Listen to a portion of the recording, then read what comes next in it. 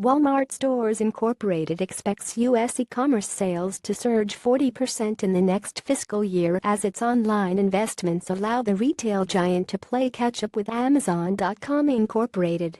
The company also plans to add 1,000 online grocery locations, roughly double the current number of sites, which help fill orders from customers buying their food on Walmart.com.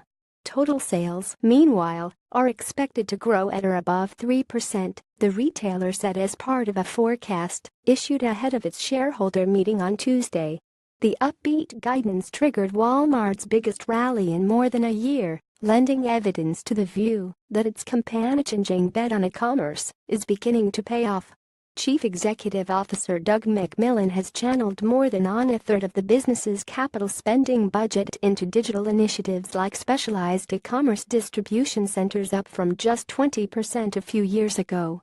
It is clear that Walmart intends to continue to turn up the heat online, Moody's Corporation analyst Charlie O'Shea said in a note. We still believe Amazon's lead in online retail is insurmountable. However, Walmart continues to widen the gap between itself and all other brick-and-mortar retailers. The stock climbed as much as 4.9% to $84.46 on Tuesday, the biggest intraday surge since May 2016. The gain follows a 17% increase this year through Monday's close. Walmart's investments in e-commerce have already helped boost sales.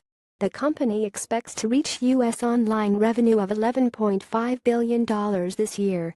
The division saw increases of at least 60% in the past 2 quarters, 4 times the growth rate of the broader e-commerce sector. Walmart has introduced a simpler way to reorder products bought frequently, free shipping on orders of $35 or more, and discounts on thousands of items purchased online and picked up at a store. But the online push has come at a cost. Profit margins on online orders are narrower than those for in-store sales due to fulfillment expenses.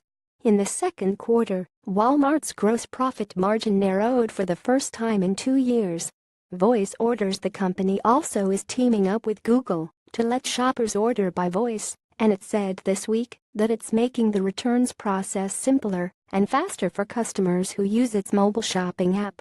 It's also rolled out curbside pickup of online grocery orders in about 1,000 of its U.S. stores, putting it way ahead of rival Target Corporation, which only offers the service for non-perishable items in its hometown of Minneapolis.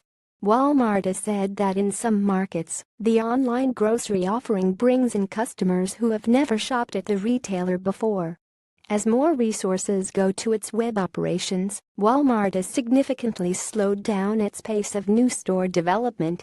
The retailer will open fewer than 15 supercenters next fiscal year, down from about 35 additions in the current year. The Bentonville, Arkansas-based company will also develop fewer than 10 grocery-sized neighborhood markets, which have been a key driver of growth in recent years and a bulwark against the encroachment of German discounters Aldi and Lidl. That represents a slowdown from about 20 this year. Outside the U.S., Walmart expects to open about 255 new stores, with a focus on Mexico and China. Walmart also announced plans to buy back $20 billion in shares in fiscal 2019, which ends around January of that year. And the company reiterated its profit target for the current year, saying earnings would be $4.18 to $4.28 a share. Earnings will climb about 5% in fiscal 2019, also in line with previous guidance, Walmart said. We have good momentum in the business, McMillon said in a statement.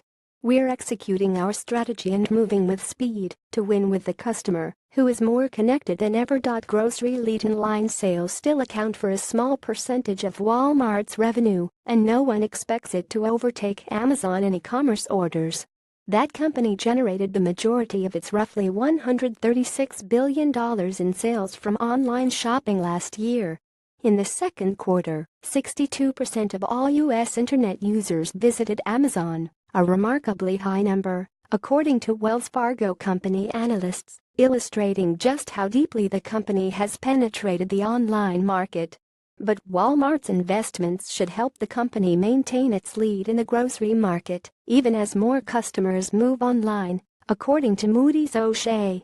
Walmart has unmatched physical resources, including stores and supply chain, and in the process, is providing consumers with a compelling online alternative to Amazon, he said.